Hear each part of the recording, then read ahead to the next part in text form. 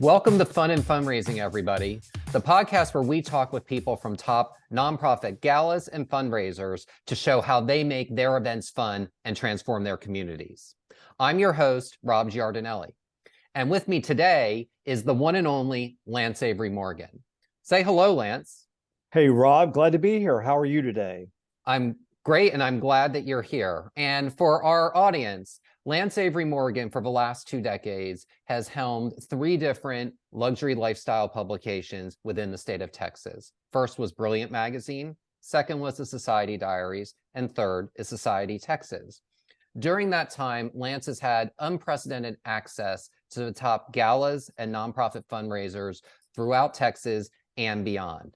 And what we're going to do with this episode is we're going to talk about the things that you can do to lay the groundwork for success to make sure that your event is fun and it's something that people talk about for a long time to come.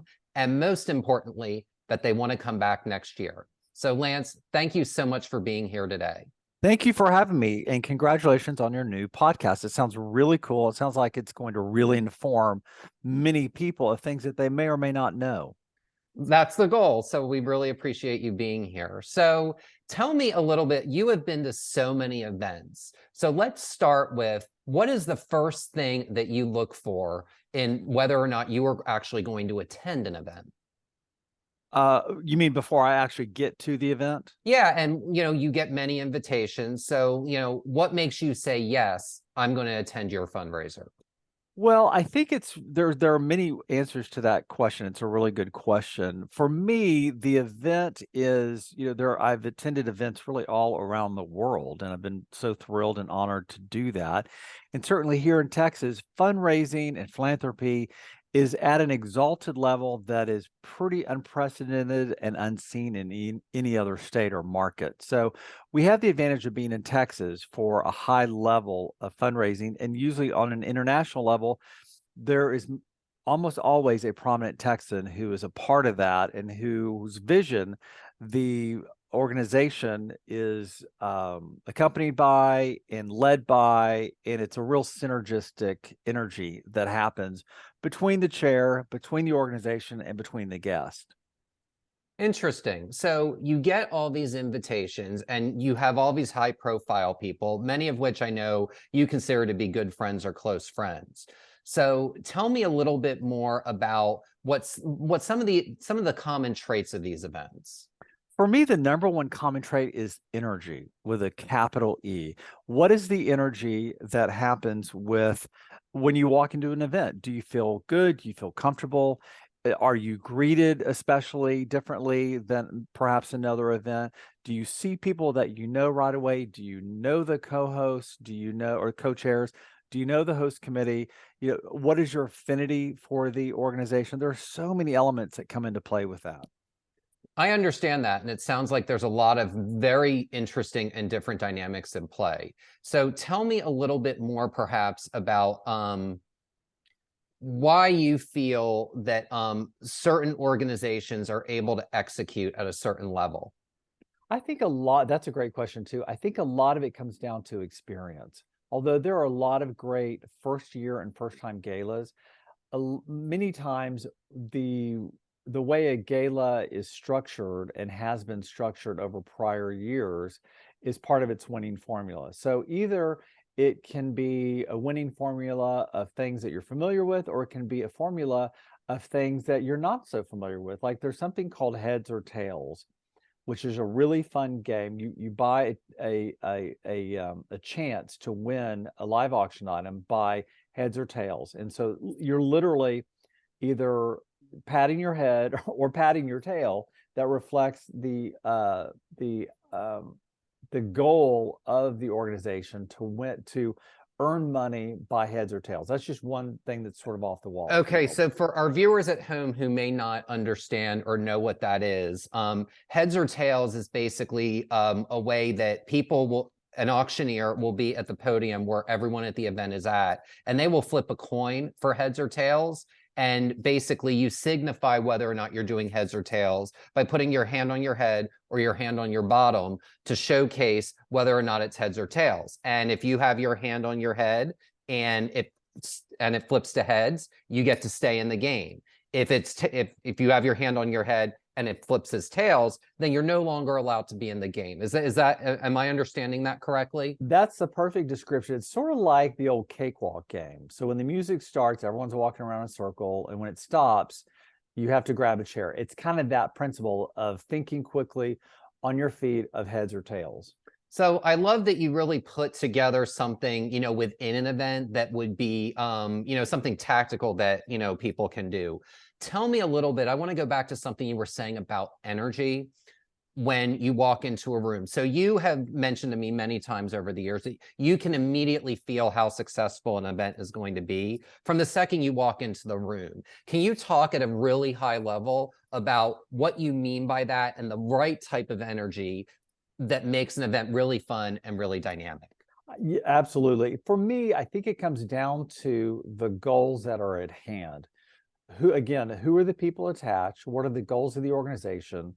What is the actual type of organization? And I think a lot of people who attend galas, they want to have what I call skin in the game. They want to have an affinity for the organization, whether it's touched them personally and closely or it's touched someone they know and love. So that's why in different markets, the different silos, if you will, of galas are, it's visual arts, it's performing arts, it's medical, it's children's based charities, it's animal based charities. So if you have a pet, or if you love Broadway, or if you love collecting art on your walls, or if you have a child who may sometime need an organization with its outreach, those are examples of what you might be attracted to personally. And when you're attracted to it personally, I think you have a better time when you have an affinity for the organization at the actual gala. So that's some really good insight. It sounds like that's a really good window into why someone would want to attend a person's particular nonprofit fundraiser. So while we're on that subject, say there's someone, we have a lot of folks who are listeners of ours who may be newer at this. What is a really good, really basic thing that they can do to plan their event to make it fun? That's something that's very accessible and very easy for just about anybody to do. Keep it moving. Those are my favorite three words. Keep the organization, the event moving quickly. One thing that I've done with my own entertainment So, so, is, so before we hop into that, yeah, can you elaborate a little bit on what you mean by keeping the event moving? sure, absolutely. Keep it moving means keep a pace that is on the rapid side throughout the evening so that no one gets bored or tired or doesn't want to be there, right? You don't want anyone to not feel like they want to be there. So if you keep it full of surprises, whether it is a speaker, a special guest, a video, a band, a compelling story, a heads or tails, there's so many ways to keep it lively and to keep the evening going. And what's so great is that I always wonder after an event, what are people saying on the ride home? How do they look at the event immediately? And what are their most recent experiences that they just left the hotel ballroom, they've just gotten in their car and they're going home? What are they saying? Are they saying, gosh, that was great? Or gosh, they really missed the ball on that one. I wish them all the best, but this isn't for us moving forward. So that's the last thing you want to hear. You want to hear people who have had fun, they're on board for next year and years in the future. And that really goes back to the event planners and chairs too. They need to start planning next year's event the day after the current event has happened to really to ride that momentum. So explain why planning is such an important part of the overall success for an event. So let's go back to what you just said about you basically have to plan 364 days out for next year's gala, if not more. Explain explain 2 or 3 reasons why that's necessary for an organization to do in order for their event to be successful. Well, from what I've seen, and this goes back to my television production background in LA and Hollywood, and that is there are no mistakes in the production. There are only mistakes in pre-production. So it's all about the planning that leads up to the event. So, was the sound check done correctly? Are the table assignments and allotments done correctly? Is the decor where it needs to be? Are the speakers on time? All of these things, to anything so basic as, did the invitations go out on time, and did people respond to it correctly and efficiently and succinctly, so that all of those tickets could be sold? Details like that. I mean, that's really all an event, a successful event is full of successful details. So you listed a whole bunch of different things in pre-production. I know that they're all important. What do you think is the most critical one that people really have to do to make sure that their event is a success? If people were to focus on one of those things, what one should they really focus on first and most importantly? That's a great question. I would focus on flow. What is the event like? What does it look like when you have to visually and use every sense of what your five senses are, putting yourself into that event ahead of time. What do people see when they walk in? Do they see greeters? Do they see a glass of champagne being handed to them? Do they see a red carpet? Do they see the co-chairs shaking hands with people as they enter, welcoming? What is that first engagement? I think that's so important. It really sets the tone for the entire event. Also, the decor that people see, I think, is important too. Doesn't have to be extravagant, but it has to be thoughtfully planned. So, one really amazing photo opportunity next to a giant flower arrangement is always a good thing. For instance, it doesn't have to be over the top, and it doesn't have to break an arm and a leg of the production budget, but just something that people can really connect to in connecting to the organization. So you mentioned production budgets just now. What is something for someone who may not have a large budget? What's a really good budget item that someone can get for their event that people will be really impressed with, but it really doesn't cost a lot of money? Well, one thing is that when people are at a gala and it's in the evening, and usually they're pretty dressed up unless it's a theme, right? A very casual theme. It's usually going to be cocktail or black tie. One thing I think is so crucial is lighting. So you want dim lighting in the venue, and you want candles. So if you spend your whole budget on candles and you have, different size candles on each table, there you go. Everyone looks great in candlelight. Everyone feels great in candlelight, and it doesn't really break the budget. That's a really good point. So really what you're saying is on any budget, you can really make a room elegant because you can buy probably a bunch of candles for a couple of $100s and really make a space or a venue really look spectacular. Absolutely. Instead of having flowers that, and flowers are such a personal thing for people, but if you don't have a budget for flowers, you can make it up with candles. And I think that, that's smart money put into a smart place for an event. That's really interesting. And it's a really good, I think, budget item for people to keep aware of before. So while we are hanging on the event, you had mentioned earlier the element of surprise. Tell me about an event you've been to where you were surprised and it really just left a really good impression on you about that event. And perhaps you maybe even still think fondly of it today. Well, first of all, any event I go to, I think back fondly of, because I really made a concerted effort to go and support the event or the co-chairs or the organization. So every event is worthy. We know that, when people show up to an event, all the work that's gone into that is going to be worth it.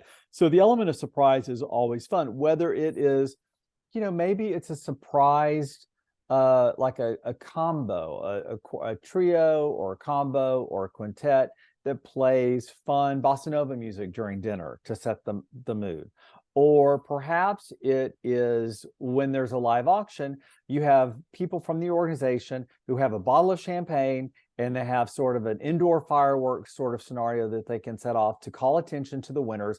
Things like that, people remember and they're impressed by. And, they may not remember what the meal was, but they will remember something like that happened during the event.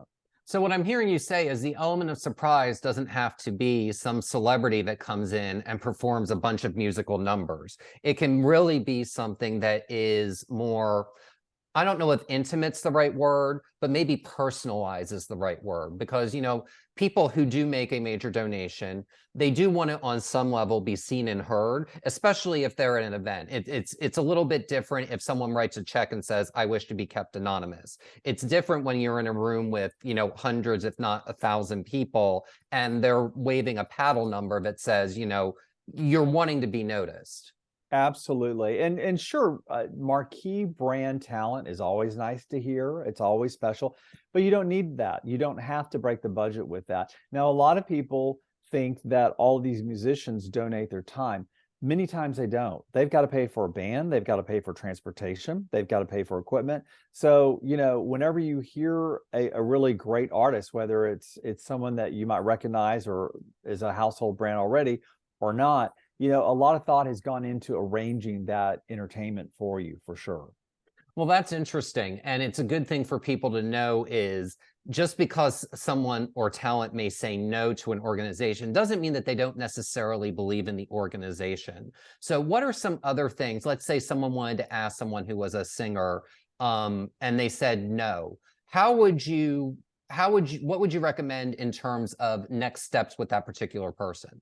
Well, if a singer says no, many times it is due to scheduling because a lot of these Mhm. these entertainers are very busy. They may have a tour that is locked in that they can't get around. Sometimes you can craft your organization's time frame to that entertainer's stop along the way of where you're going to be, whether it's in Austin, Dallas, San Antonio, Houston, Corpus, Galveston, Tyler, Lubbock, Amarillo, anywhere you are. So there's that opportunity. But a lot of times there's some really great local performers who would love the opportunity to show their talents in a charitable way, right? That you could, perhaps if there was no budget, you could say, we'd love to compensate you with a gift card to your favorite restaurant for a really nice dinner. What is that restaurant? Can we contribute to your experience beyond the event since you contributed your talents to the event? So there's that sort of thing.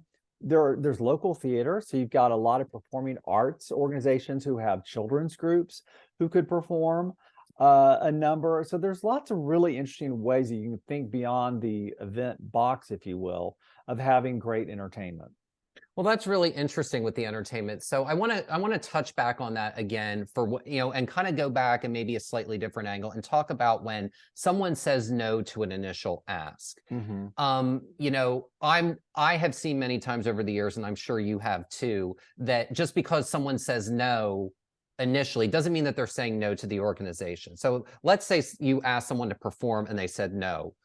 What are some ways that you could go back to them and ask that person or that entertainer or that talent to be a part of the event? Right. Well, what they could do is you could ask them, if their schedule doesn't allow, you could ask them to do a video message that they are sorry they can't be at the event, but they sure do believe in it. And they're sending really good vibes toward the actual event and, how much the organization means to them. And I would also ask them, hey, if we can't do it this year, can we get on your schedule for next year? Okay.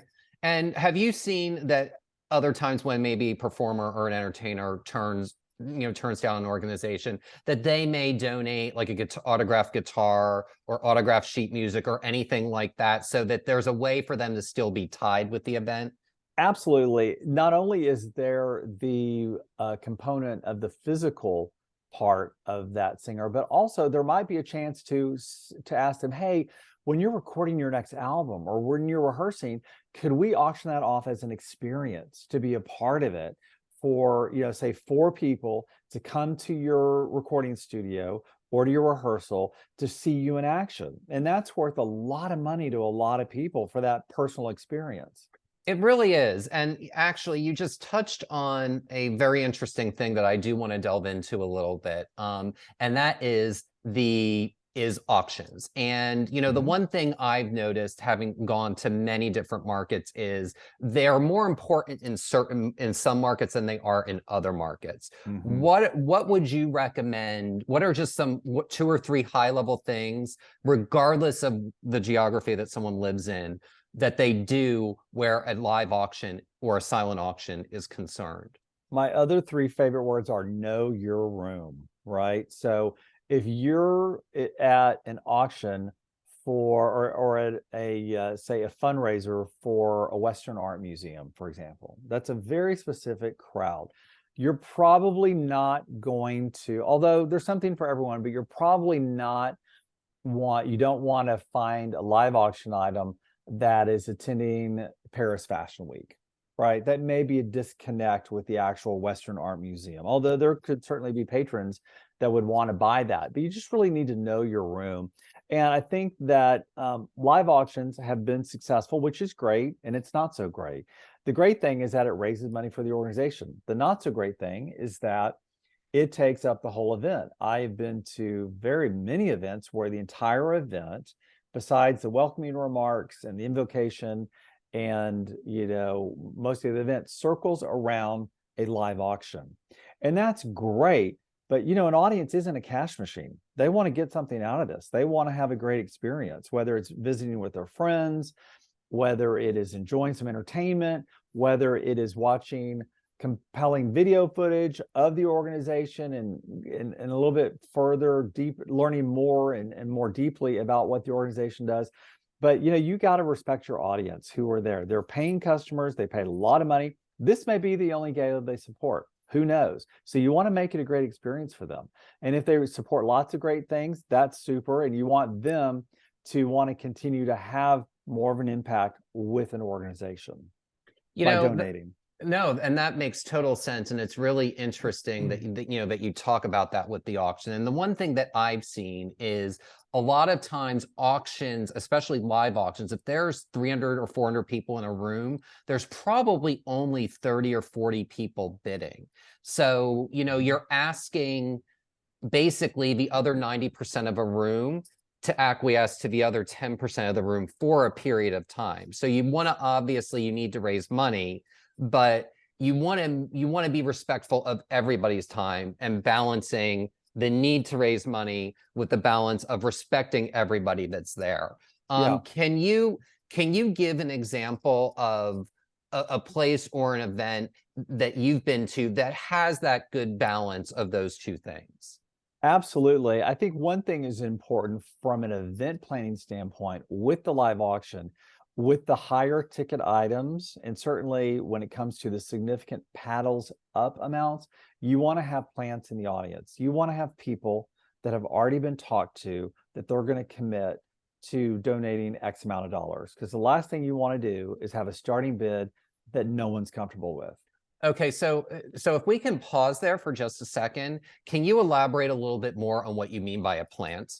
Absolutely. A plant would be someone who already has an affinity for and with the organization, who is going to donate anyway, whether it is the starting bid of 100,000, sometimes it's more, or 50,000 or 25, that sets the tone of the bidding after that. The last thing you want to have is radio silence in a ballroom with a high opening bid that no one understands or there's no affinity for. So there's always going to be someone at a high level who will be at an event who would be the person to say, yeah, you know what, I'll be the first to raise my paddle at 50 or 100 or 25 or 5,000. It doesn't matter what the amount is, but whatever that highest amount is, you want people to already be engaged. That's what I mean by plant. Okay, and that's interesting. And while you were talking about that, you were talking about raising, your paddle with a certain dollar amount. So, can you elaborate a little bit on the difference between what a live auction is and what you mean when someone raises their paddle with a dollar amount?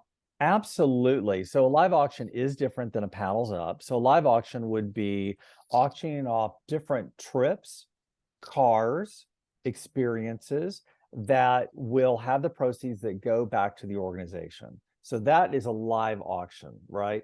And then what that can turn to after the live auction items would be what is called a paddles up. And that's a colloquial term for people literally raising their paddle with their bidder number so that the event team can mark the event number down and the amount of the donation that those people have signed up for. And that's a really good point. And, it's interesting because they're different and they serve, different things. I have found lately, and I would say since, COVID lifted, the paddles up has actually been more effective in a lot of ways Mhm. than a traditional auction, largely because a paddles up is something that you can quantify. You can say your $2,500 donation will provide intake for X number of people at a child abuse prevention center. Right. Whereas, with a specific auction item, a lot of the time, and I don't think that this is something people realize, but I would say at least half those packages that are bid on and won don't ever get redeemed. And Agree. I've even seen, at places where I've seen the same package within the same social season be on an auction item 3 times because someone pays the dollar amount to the nonprofit and then they just gift it to somebody else, and Mhm. then they allow that organization to bid on it. Has that been in your experience as well? That absolutely has been in my experience. And I think what's interesting that sets the events apart who have a significant live auction, and a significant portion of that live auction goes to what the evening amount raised would be. I've seen, like, for instance, at 2x2 in Dallas, not only, which supports the Dallas Museum of Arts and AMFAR on a wider national, actually international level. You have not only art, because that's your captivated audience right there, people who love the visual arts. They also have experiences. So it is, for instance, a photography session with worldwide famous photographer Jurgen Teller, or it's having lunch with Bill Clinton or George Bush, right? Usually separate lunches, but it's those experiences that make the difference, and that really reflects the organization of what their creativity is and who they can get to and how they can raise even more money by the relationships that they have through the Rolodex already. Well, I think that's a really important thing that you bring up, that, you had said know your room, but, it's also knowing and understanding that your room is not one dimensional either. Mhm. What is a piece of advice that you can give to people listening right now in terms of how to balance those two things? Ooh, that's really good. I think really knowing your donor well is important. I know that the development people, the event chairs, the executive directors of our organizations, they try and get to know their donors well, and that's really And, smart. and and if I can interrupt for a second, and what you Sure. mean by donor, and we can kind of talk about it in terms of like a buyer persona. So we're Hmm. not necessarily, yes, you want to know donors individually, but Hmm. you also want to know the donor base at large. And I think that's what you were Absolutely. trying to say. That's exactly right. That's exactly right. And again, it goes back to the specific individual interest of the gala goer, the audience member. So, for instance, the Houston Center for the Performing Arts, they're all about the performing arts, right? So if you're there for visual arts, forget it. If you're there for medical or children's, forget it. It's all about supporting the visual arts and mostly their youth groups, right? Mhm. Excuse me, the performing arts with their youth groups. So, knowing your room, knowing your donor, knowing what their interests are, and I think also looking for honest feedback after an event has happened, if you're the organization, whether it is, SurveyMonkey or whatever email blast you want to do for people to give feedback, that people are very, very honest with that feedback. They are, if they have a great time, they're going to let you know. If they did not have a great time, they're also going to let you know. So getting that feedback with really how to build a better mousetrap for the next year, so that you continue to do the correct things well, and you pivot with things that did not work and were not well received. That's some really good and really sound advice. And I think we're about out of time here. Okay. So what I want to do is I basically just want to end and ask with a couple of questions of you. So what is one thing that every good event has in common? That's a great question. One thing that every great event has in common is the will to do better in their community with their organization. That is so important. If you have people who are in the organization or who attend who are phoning it in, that's not sustainable. So you really have to have genuine interest of the supporter as well as the organization, and that starts from the leadership down. What are the experiential things that you typically remember from a gala? What I remember at a gala is, and we touched upon this before, is lighting in a room. You want everyone to feel beautiful and look beautiful. So, sort of comfortable lighting, not bright fluorescent lights, lighting on the table with candles. You want to walk in and know that this is a professional organization who knows what they're doing and they are serious about raising money, or why in the heck are you there? And what is the definition of fun for you at an event? The definition of fun for me really goes back to our original conversation on energy. Yeah, you want to see people that you recognize and that you know, and you also want to see people that you'd like to know. So it really is sort of a mind share, if you will, in a ballroom, at an event, at a party. And it doesn't have to be a big gala for 1,200. It can be, a simple dinner party, raising awareness as well as funds for 10, 15, 20 people. It doesn't matter what size of the room, as long as the largesse is there, if you will, is really important.